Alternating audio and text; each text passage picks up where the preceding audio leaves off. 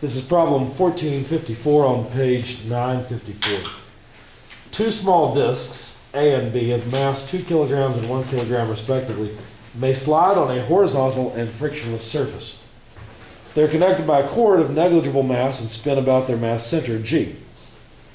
At time t equals 0, G is moving with the velocity v naught, and its coordinates are x naught equals 0, y naught equal 1.89 meters. Shortly thereafter, the cord breaks in the disk, and the disk A is observed to move with a velocity of 5 meters per second straight up at a distance 2.56 meters from the y-axis, while B moves with a velocity of what's given there along a path intersecting the x-axis at a distance of 7.48 meters from the origin. Supposed to figure out the initial velocity of the mass center of the two disks, the length of the cord initially connecting the two disks, and the rate in radians per second at which the disks were spinning. So let's jot down some of the things that we were given. Mass of A is 2 kilograms. Mass of B, 1 kilogram. The position of the center of mass initially that we know, as I've shown you there, when we have our velocity at x naught, y naught. All I'm saying is that the string's intact, everything's together at this point, where the center of gravity is at that point, and the center of gravity is moving. We don't know which way we're supposed to find out. So this is one of the unknowns. Now, remember when we worked the problem where we had a shell that exploded and 3 components of it hit the wall, 3 fragments hit the wall? Remember how one of the key ideas was that the center of mass of those 3 fragments would continue along a path that the center of gravity of the original intact shell would have followed. Okay? That was one of the key ideas. In other words, even though there was an explosion and fragments were blown apart, the fact is that that explosion, all that force from whatever powder was ignited or explosive or whatever, all of that force was internal to the system. It wasn't pushing off of anything else. And so since it was all internal, then the overall momentum of the system would just remain constant. It wouldn't change. Despite the fact that it's now 3 separate pieces going 3 separate ways. In the same way, there's no external forces acting on these two disks. Okay? So when the string breaks, what will happen is the center of gravity will still be going in the same direction. Okay? Linear momentum will be conserved. That's what we're trying to say. Now they told us that the velocity of A after the string breaks is 5 meters per second in the upward direction. Let me put a coordinate system on the board. I know I haven't drawn the system, but you have the system there in front of you in the book. So 5 meters per second straight up, and at a distance A of 2.56 meters from the y-axis. So this is an I direction, if you will, distance. It's a horizontal distance. Okay? VB is 7.2 I. I didn't read this because it was a mouthful. 4.6 J. These are also meters per second, and of course, it will intersect the x-axis at B equals 7.48 meters. Now here's one of the key ideas. It doesn't matter that this happens later. It doesn't really matter when all of this happens. The amount of angular momentum and linear momentum both will be conserved throughout all the time, assuming no other external forces act on the fragments or the two disks once the string breaks and they separate.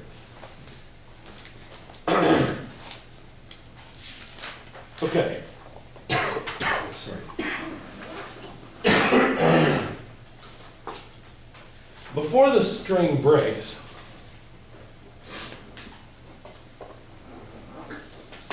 the two disks, A and B,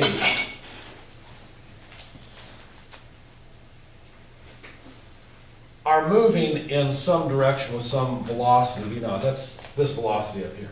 Okay? That's one of the things we want to find. But the two are also rotating with some angular rotation rate, omega, we don't know what that angular rotation rate is, and we don't know the length between the two, L, between A and B. Okay?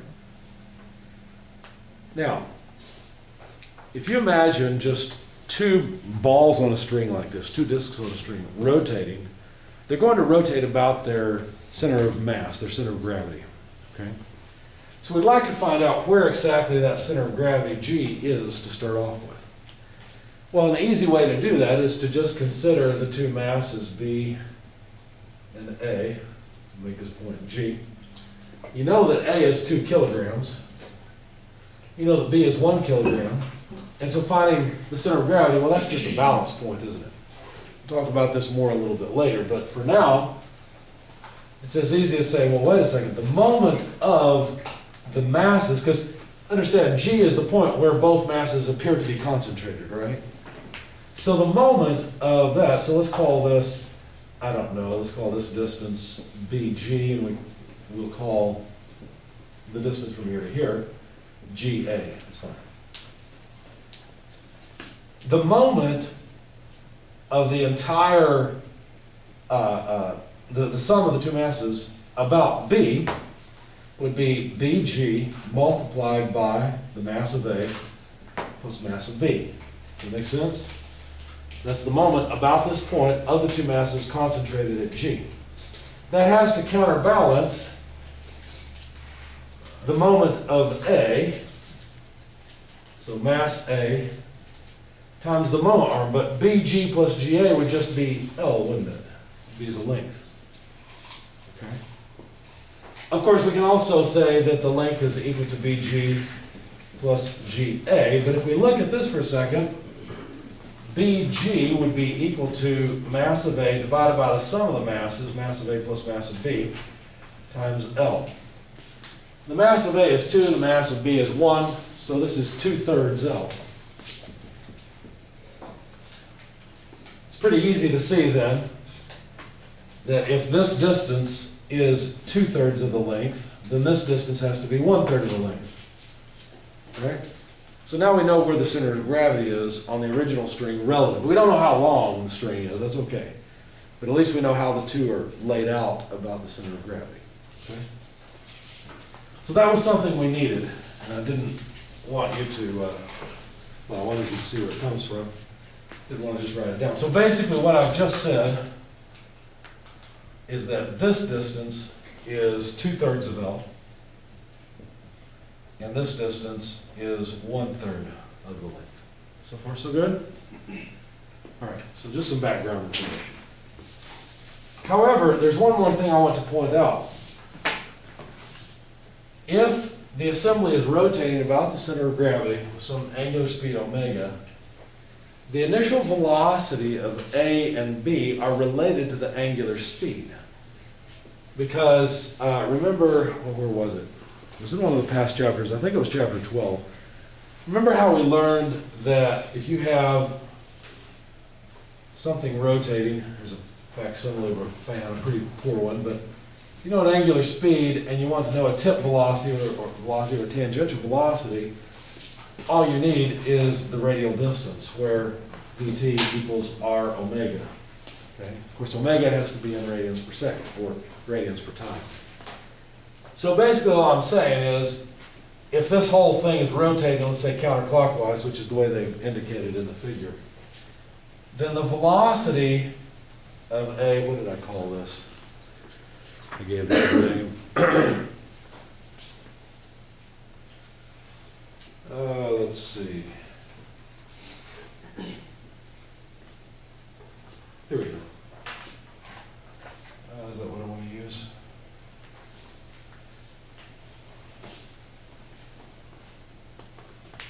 Yes.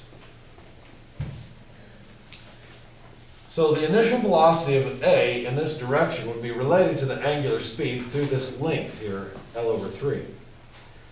So we could say that VA naught equals L over 3 omega. Similarly, VB naught would be equal to the radial distance, 2/3 L omega. Okay, so now we've got an expression for those two. Now, I haven't drawn this very well because if we're rotating about the center, the whole thing is rotating at some rate omega. This one's going to have a smaller velocity because, look, it has less length. Okay? So B is moving faster than A initially, and that makes sense because B, after all, is only a kilogram. Okay? So that's a little bit of the kinematics of what's going on. So we're bringing everything to bear here. We're going to use conservation of energy, we're going to use kinematics, we're going to use linear momentum, and we're going to use conservation of angular momentum in order to solve this problem. There's 4 principles at play here.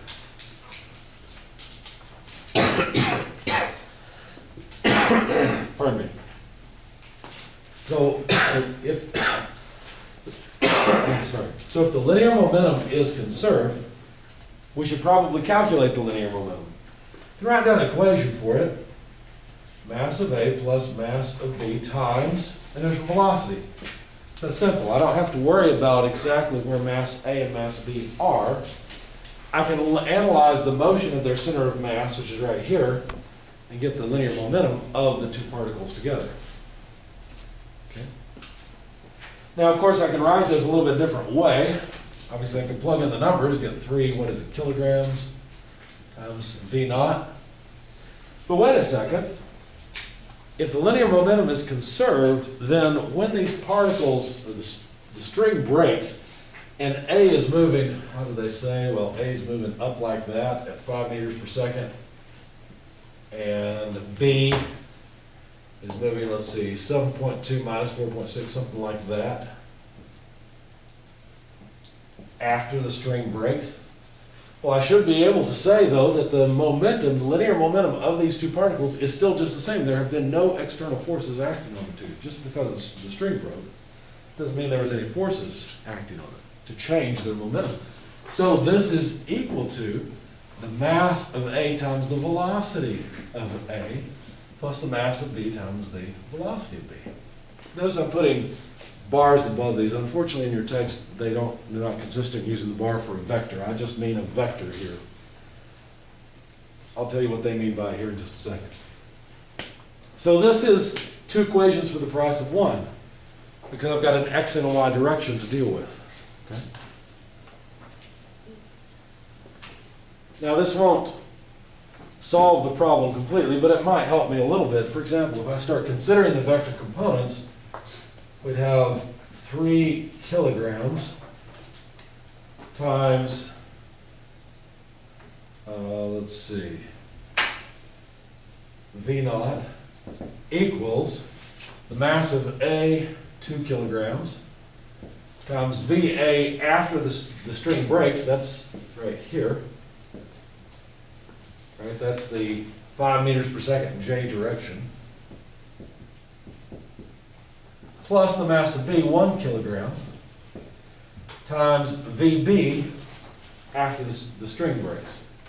So 7.2 I minus 4.6 J meters per second. Our units are consistent. We have kilograms meters per second for both terms. So V naught, which is something they wanted me to find, drops out of the linear momentum from the very beginning, because look, I can divide out the 3 kilograms and write 2/3, well, 2 times 5 is 10, so 10 J,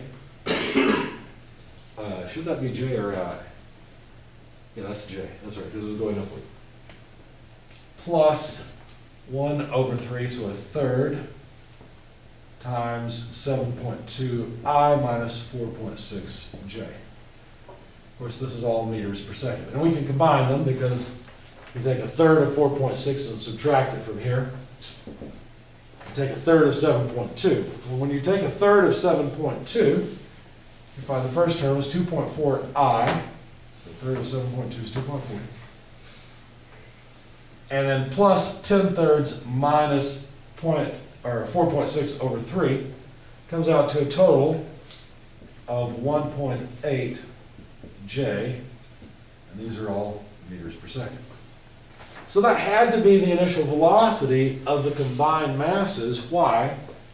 because the linear momentum hasn't changed. We can calculate the linear momentum after the string breaks. It has to be the same as it was before the string broke. Make sense? Any questions? So now we've answered part of the question, which is what's the initial momentum? Or I'm sorry, the initial velocity. 2.4 I plus 1.8 J meters per second is the answer. And that just came from conservation of linear momentum. Go ahead. Why did we use 7.6 instead of the other values that had like 7? I never used 7.6, I used 7.2. Right above it on the right. That's 7.2. That's supposed to be a 2, it doesn't look much like one. Is it better?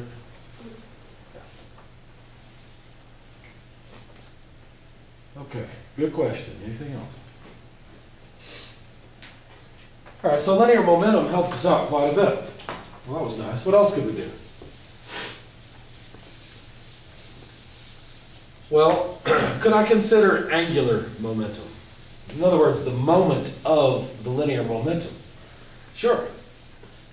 If there are no external moments applied to the system, the angular momentum will be conserved as well. So let's see, let's start writing down the angular momentum.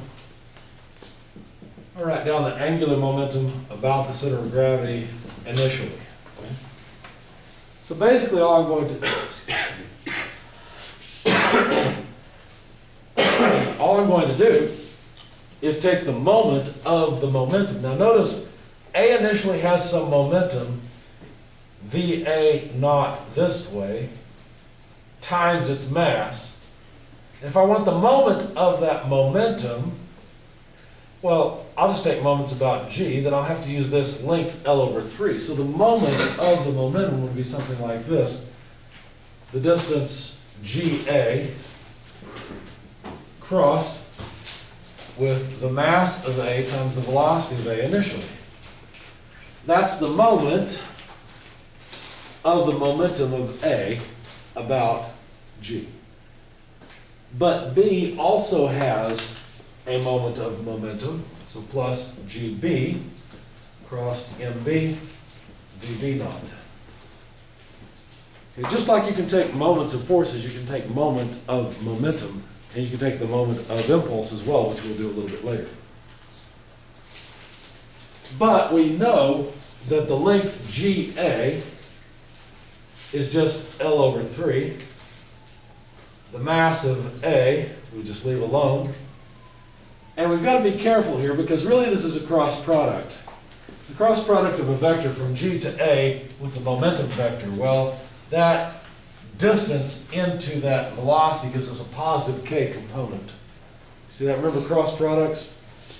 So your first vector, G to A, crossed into the velocity vector through the smallest angle possible. Your thumb points out in the positive K direction. Okay? So I just need the magnitude of this velocity, VA naught, and it will end up being in the K direction. However, the magnitude of that velocity can be written as L over 3 omega. Okay? Continuing on to the second term, this distance is 2/3 L, mass of B, and then the velocity, well, again, we're taking a cross product. So G to B is this way, velocity of B is that way, so through the smallest angle, again, we get a positive K component. So this came from the length, then there's the mass, and then this velocity can be written as 2/3 L omega.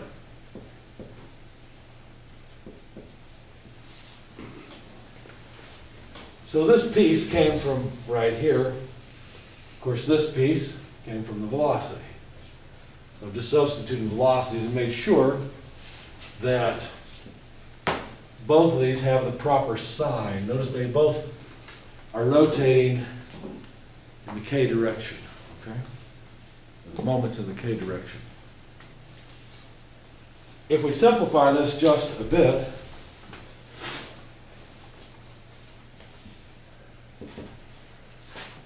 we'll have, let's see, L times L is L squared over 9, mass of A, I think that's all for the first one. Whoops. I put K there and then put brackets around it. Sorry. I forgot that I wrote the K there. There we go. Okay, so we got L squared over 3 times 3 is 9. Plus 4/9 L squared. I missed my omega. Yeah, I didn't write down the omega, I'm sorry. There we go. So L squared omega mass of B in K direction. Okay. Now I really want to combine these two together. So I'm going to note that the mass of A is 2 kilograms and the mass of B is 1 kilogram. And that way numerically I can combine these together because we'd have, 2/9 plus 4/9, which are 6/9 of L squared. Notice we've got an L squared of both, omega, and that's in the K direction. Okay? There are units in this fraction, but don't worry, I'm being consistent with my units, so it'll all work out. Okay? In fact, we have the fraction we have units of kilograms. Just note that so we don't forget it. Or if you don't like 6/9, 2/3 is the same thing. So this is an expression in terms of the length of the string and the angular rotation rate, which I want to find, of the initial angular momentum of the two disks. Okay? Now why did I bother calculating that? Because I know it's still the same. I know that I still have the same amount of angular momentum after the string breaks. Now locating the center of gravity of these two is going to be quite a challenge. So you'll see what I do a little bit later to get around that problem.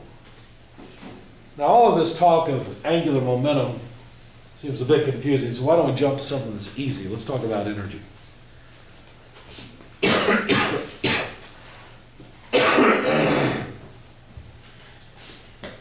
The initial kinetic energy would be equal to the kinetic energy of the center of mass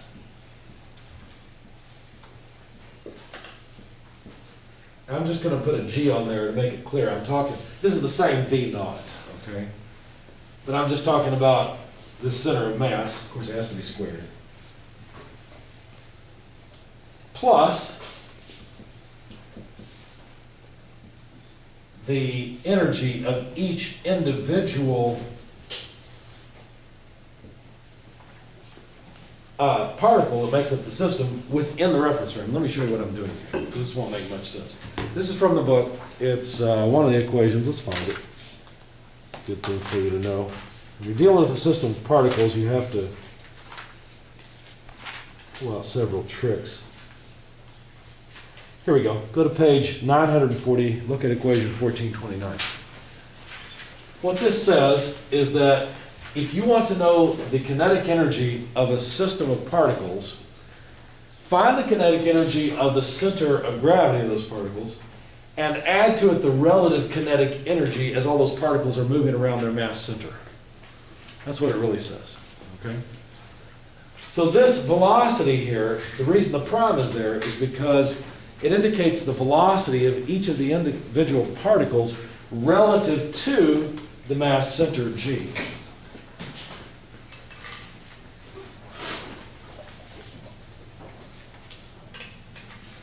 And you might look at this as the first stepping stone towards dealing with a body that is a rigid body. Because a body that has some size not only has kinetic energy due to its center of gravity translating around, but also because it's rotating. That's kind of what this is talking about. Okay? As these particles move relative to their mass center, in this case they're simply rotating, as they move, they also have some kinetic energy. When your car is going down the road, is all of the energy in the translational motion of the car? No, some of it's in the rotational motion of the wheels. In fact, I just saw a video. There's these guys in Russia. I'll have to find it for you. I think they're in Russia. Maybe they're in Ukraine. I don't know. They speak Russian. And it's a car channel, and they do all kinds of crazy stuff. They made wooden brake pads, for example. They made springs out of rebar, just all kinds of crazy stuff, just for fun. Well, did you ever have one of those wind-up toys where you pulled it back and you let it go? It usually has a spring or something. Did you ever have the type where it had a flywheel and you got it going and then you let it go and it would just go for a little while? Because it had a flywheel and would keep going. They did that on a full-size car. So they injected significant kinetic energy into a large rotating disc mass, which they mounted right behind the driver in the trunk. So if that wheel ever got loose and rolled, it would probably cut right through the driver and the car and everything. But anyway, didn't have teeth on it, so I guess it had just been rolled over. So there's all this energy, and basically the way they did it, they connected they basically built their own PTO where they could use the engine to actually charge up the flywheel while the car was moving, and then shut off the engine, let the flywheel keep the vehicle going. In that case, obviously they had a whole lot more kinetic energy in the rotation of this large disc that they had basically sacrificed the trunk to have. Okay? And the majority of the kinetic energy in the car wasn't necessarily in the car's translational motion, but in the wheel's rotational motion, okay? Because it was a large wheel. So that's basically what we're doing here. We're looking at the kinetic energy of the center of mass plus the kinetic energy due to the relative motion about the center of gravity, the rotation, if you will, of these various masses around their center of gravity. All right? But energy should be conserved here. So if this is the initial kinetic energy, it should be equal to the final kinetic energy. And that final kinetic energy just consists of kinetic energy in two particles. These aren't rotating anymore about any center, are they? So we could simply account for all the kinetic energy there by saying 1/2 mass of A VA squared, where what I mean is that velocity, okay, after the string has broken, plus 1/2 mass of B, velocity of B squared. Again, this velocity being the velocity after the string is broken. So there's a statement of kinetic energy. It doesn't look like much use, but I think it might be because, look, we know what that velocity is. And notice what we really want here is just the magnitude of the initial velocity. We can get at that because we figured out the initial velocity. We would need to know how these balls are moving relative to the center of gravity. Well, we have an expression for that, don't we? Right here and right here. And then we also know how they're moving at the end. So it looks to me like we have an expression here that might be useful. As a matter of fact, let's play with it just a little bit. For example, let's first of all cancel the 1/2s. They appear everywhere. So we may as well get rid of those and make our lives a little bit easier. And then let's expand the various terms. So let's see. Let me figure out what I did here. Sorry, I worked on this over spring break and I don't remember exactly what I did. I thought I'd have it all written out and it would make more sense. Maybe this is less sense.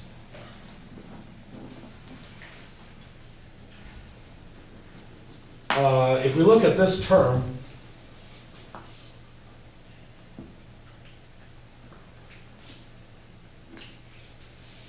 let's see, we'd have 1/2 the mass of A VA prime squared. So this would be the velocity within the coordinate reference. I said I was going to get rid of the half, didn't I? Okay. Plus mass of B times velocity of B prime squared. I feel like I'm missing a term, but I know that this is okay. Hang on just a second. Let me finish writing it down and then we'll figure out what happened. So then on the right-hand side, mass of A, velocity of A squared. Oh, I moved it to the other side. There we go. Plus mass of B, velocity of B squared. And what I did with this term is I just took it and put it on the other side because I realized that all my unknowns would be these velocities within the coordinate reference frame, relative to G, in other words. So let's see, I put this term on the other side, which means I'd have to say minus the sum of the mass of A and the mass of B times velocity of the center of mass squared. Now the mass of A is just 2 kilograms, V prime squared. The mass of B is just 1, so we'll leave it VB prime squared. On the right hand side, everything else is known. The mass of A is 2 kilograms. The velocity of A, now this is the total velocity of A after the string has been cut, and that's just 5 meters per second.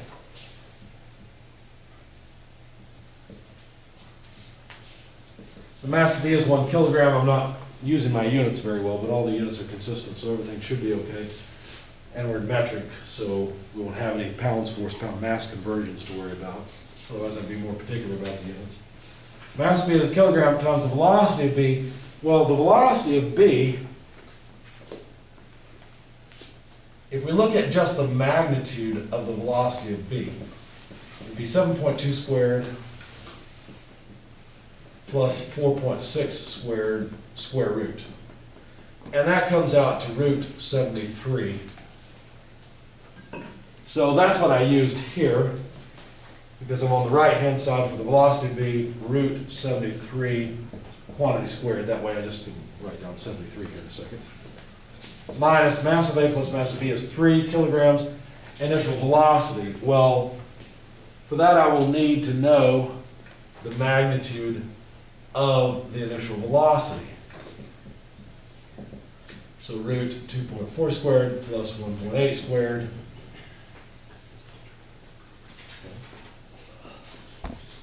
And so that comes out to 3.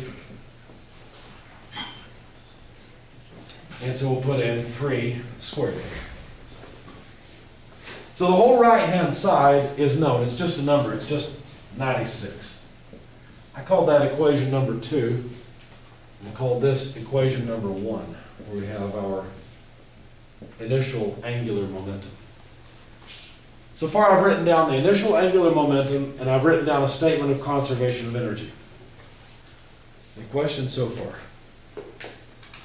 The last equation I'm going to use, excuse me.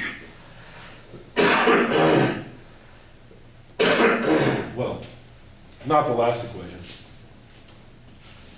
Another fact I'm going to use is the conservation of angular momentum. We've got a beginning of it, we've got the initial angular momentum, but not all of it. There's also a little bit more kinematics to study. Let's start off with the angular momentum. There's an equation that's buried in your book that I think should be written in the body of the chapter, in my opinion, but it isn't. Okay, where did I find it? I found it all the way back, I believe, in the last problem section. I was a little surprised the author had not put it in the body of the book. Yes, here it is. Page 939. They don't give it an equation number, but it's a really useful relationship. It says that the angular momentum about any point O can be calculated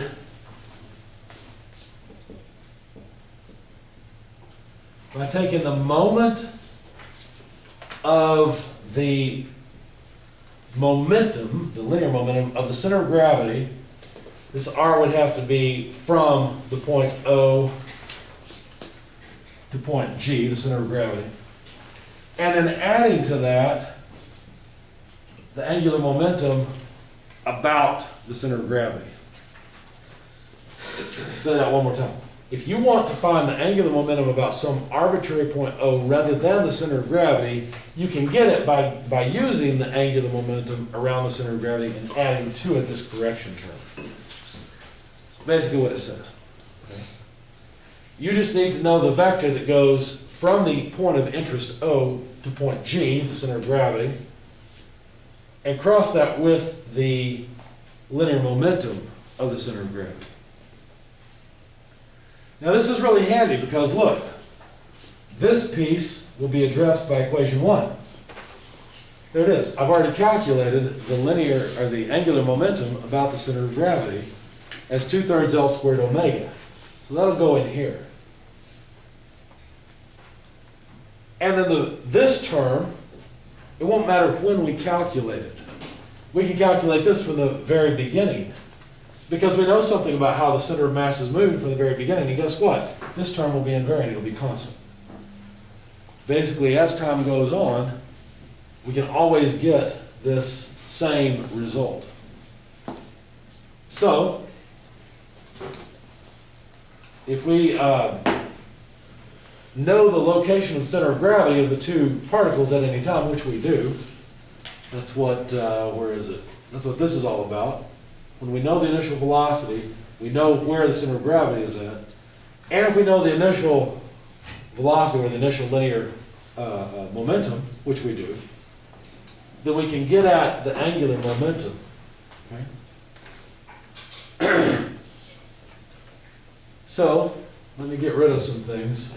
Basically, I calculated the angular momentum about the center of gravity, and that came down to this.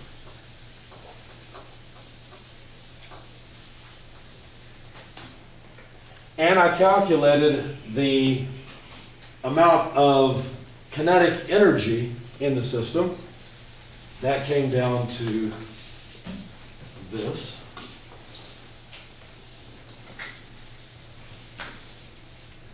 And let's make sure we're clear on what all these things are.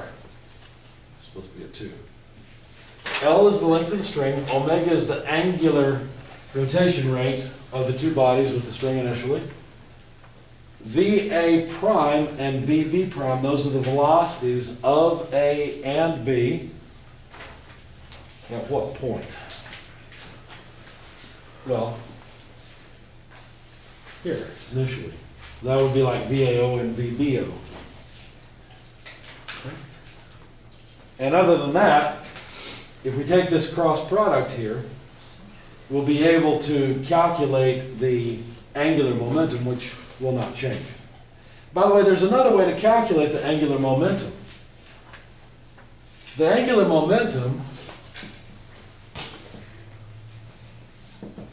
can be calculated about O from here, because it's conserved. It's the same at the beginning as it is at the end. So once the string breaks and A is moving off in its direction, B is moving off in its direction, we can simply take the distance A times the mass of A times the velocity of A in the y direction. Wait a second, what the heck am I doing here? It'll help you if you look at the picture. Look at the picture of the problem statement on page 954. So A is moving directly upward, right?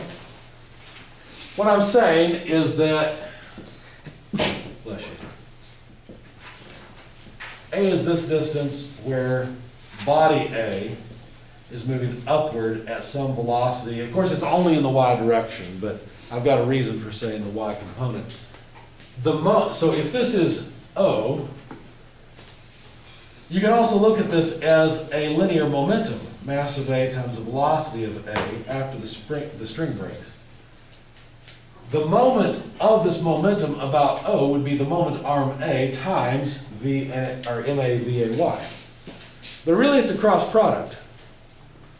So really we're dealing with a vector like this crossed into that vector. You see how that's a positive result?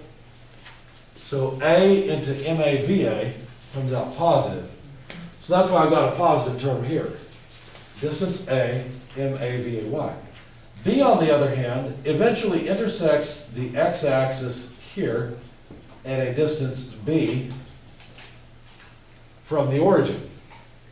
Now, at this time, it will have a velocity in this direction and a velocity in this direction for a total velocity, something like that.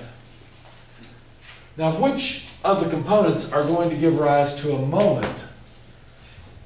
The y component or the x component? Which is it? The y component. Because look, the x component passes right through O. There is no moment arm there, right? If it was offset, then there would be a moment arm, but there's not. Excuse me. So only the y component, which I can multiply all of this by mass, right, to talk about momentum. only the y component of the momentum of body B, or disk B, contributes to the angular momentum.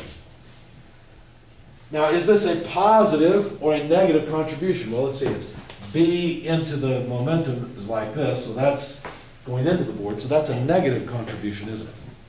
You see why I'm going to say minus B, M, B, V, B, Y. See why that's negative? Because here's the momentum of B, here's the momentum of A. The moment of the momentum of A is a positive moment. The moment of the momentum of B is a negative moment. Does that make sense? So that's why I've got a positive sign here and a negative sign here. And guess what? This momentum is the same as it was at the very beginning, so I may as well say initial. Because even though it's after the string is broken, the angular momentum also has to be conserved. So this equation is actually equal to this one. And what did I call this?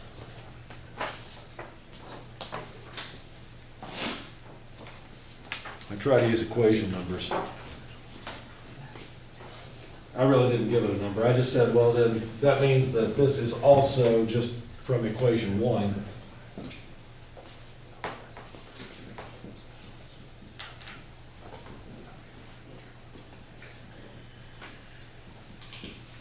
Now, unfortunately, I have to be careful here.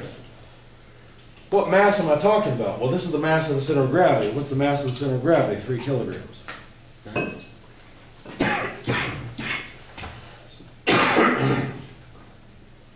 And don't forget, we have to add the momentum about the center of gravity.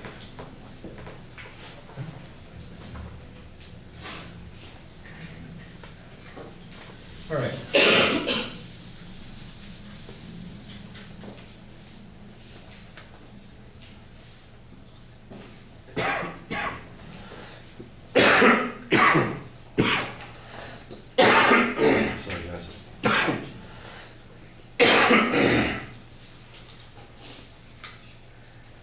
So if I want to expand this term, let's leave the left-hand side alone, the top side, let's leave that alone.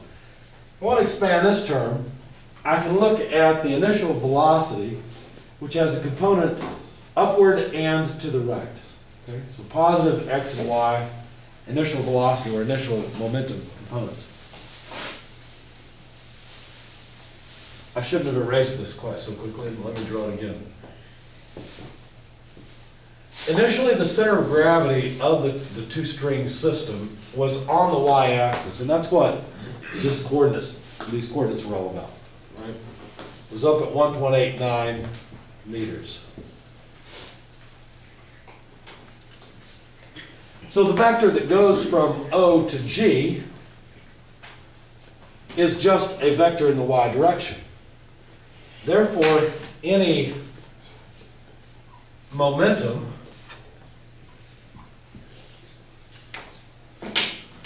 if I want the moment of that momentum, which is what I'm trying to do here, R cross with that momentum, all I care about is the horizontal piece because the vertical piece passes through O. You see that? So all I really need is the distance 1.89, or in other words, y bar, times m v naught x. But we have to be careful here. R crossed into the momentum is a negative thing, so I need a negative sign on the front of this. See that? Because really this is a cross product. So R crossed into the momentum gives me a negative result. But that's the result of this whole thing right here. And I have to add HG.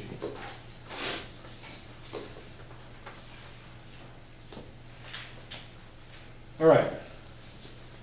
Now I've got an expression for HG. It's right here. So why don't I just replace that, put it all together, and let's clean things up a little bit. So we'll take all this stuff and put it together and say that A, MA, VAY minus BMB, VBY equals everything on the right-hand side, which is negative y bar, this is the total mass, MA plus MB, so let me expand that to make it clear what I'm talking about, times V naught X, and then plus 2/3 L squared omega. Okay?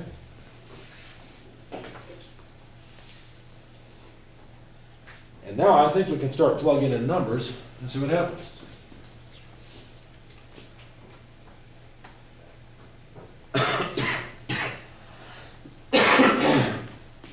The distance A was given as 2.56 meters. The mass of A was given as 2 kilograms. The velocity of A in the y direction is all of it, 5 meters per second. Minus, that's his first term, minus B. Well, B was given as 7.48 meters. The mass of B was given as a kilogram. The velocity of B in the y direction, well, the velocity of B in the y direction is a negative thing, but be careful. We already took the sign into account when we took the cross product. All I want is the 4.6 meter per second piece, because that's the y component. And then that equals negative, we need y bar, the location of the center mass of the intact system initially, 1.89 meters. Mass of A plus mass of B, that's just 3 kilograms. V naught X, so I want just the initial X component of velocity, 2.4 meters per second. Plus 2/3 L squared, and before I write, well, let me write omega. You see we've got an equation that's beginning to look like we might be able to solve it, except we don't have L and we don't have omega. We've got one equation, 2 unknowns. Do you think there's any relationship between the velocity of A and the velocity of B? When the system's intact, could we look at that and say something about how these two are related to one another? Well, sure we could. Because, think about it, the angular speed of A and B about G is the same, right? So, omega, if we look at this, for example, solve for it, omega equals V A naught 3 over L. Right? Just take the 3 and the L, move it to the other side. But we can do the same thing here. Omega equals VB naught 3 over 2 over L. But then these two are equal to each other. So what that means is VA naught 3 over L equals VB naught 3 over 2L. Cancel the L's, cancel the 3's. And this tells me then that VA naught, or 2 VA naught, equals VB naught. That's not really a surprise. In fact, earlier I drew this arrow shorter because I knew B would have to be moving faster to get around the larger circle while A goes around the smaller circle. Not really a surprise.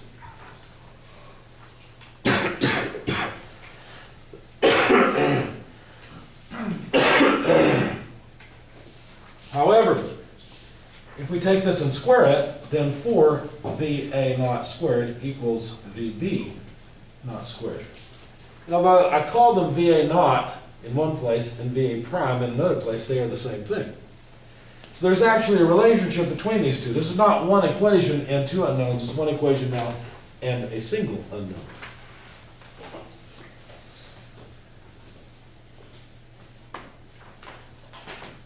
Let's see. Where's the other equation? Yeah, so which one did I get rid of? I kept VB. Okay. So I'm going to keep VB. That means I want to get rid of VA. So let's see. I think we finished this off because we incorporated this up here. So that we've got that. That's used. So 2 times, if I want to get rid of VA in lieu of VB, well then I have to take VB naught squared by 4. Right? And that would be equal to VA naught squared. plus VB prime squared, which, call it again whichever one you want, it's the same thing, so just switch to the primes, equals 96. And what you get from this, let's see, that's a half, right? So VB prime squared equals 96 over 1.5. Because we got 1 here, we got a half here, so total that's 1.5 divided out. So VB prime squared equals, this is 64 by the way, 96 over 1.5 is 64. And so VB prime equals 8. And by the way, the units were meters per second. I dropped my units along the way, but so we can find then that also VA must have been half of that, 4 meters per second. And how does that help us? Well, take your pick. Use this equation or use this equation. And we've got another equation that relates the length and the angular speed together. Because now notice that these velocities are no longer unknowns, they are knowns. So, for example, it doesn't matter which one we take. Let's take this one. Omega equals 4 times 3 over L. Because VA prime is just 4 meters per second, times 3 is 12 divided by L. So omega equals 12 over L. There's a relationship between omega and L, and look what we can do. We can get rid of omega here and substitute in 12 over L. And so now we have an equation with one unknown. That one unknown is L.